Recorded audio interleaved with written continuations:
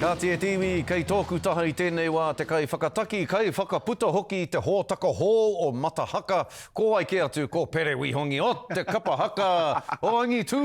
Merry Christmas, te Scots. Angi Tū, Angi Tū. Korero mai mō Matahaka.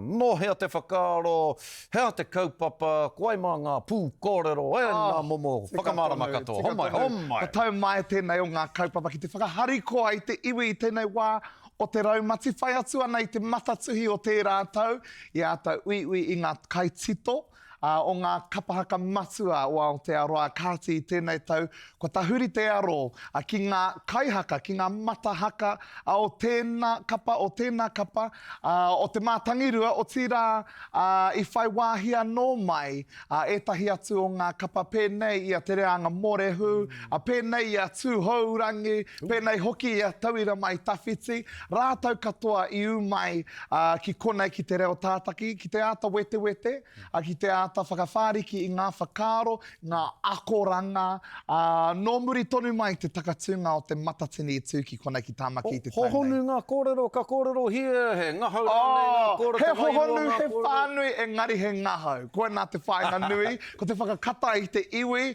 tūturu tēnei o ngā terenga i whaia e mātou kia kata, kia puta, i enei ui ko ngā katakata, tēnā kaihaka, tēnā kapahaka, hei whakakoakoa i te iwi i tēnei wā o te raumati, o tira whai muri mai te kāwanatanga hou, nā reina mā te hahoki i tēnei hōtaka, hei whakaharikoa i te iwi i tēnei wā o te raumati. Kāre kore ka harikoa te marea nā te mea, ka noho rātou ia ahi o te wiki whākaraka ki te mātaki a koe, kawe anu ngā kōrero, whakamā koa i te katoa nera, hiki anu i te wairua o tēnei wahanga o te tau, bi ana ki a koe Pere, o mahi nui roto i ngā wiki nei ki te whakariterite i tēnei hōtaka me tuku au i a koe, nā te mea kai te whakawhiti atu koe ki te atamira i roto i tēnei rūma tonu nei, ki te kawe i tētahi waiata hei whakakapi i te karere mō tēnei tau. Ko koe hoki te tangata tika, kia mahia tērā mahi i te mea ko koe te tino hoa o tēnei hōtaka. E mihi ana... Hau tia ki te iwi, Scots, ka ora. Mihi ana kia koe. E hoama, kai noho, ka wareware i a koutou, ka tīmata a Matahaka me Pere Wihongi a te mane.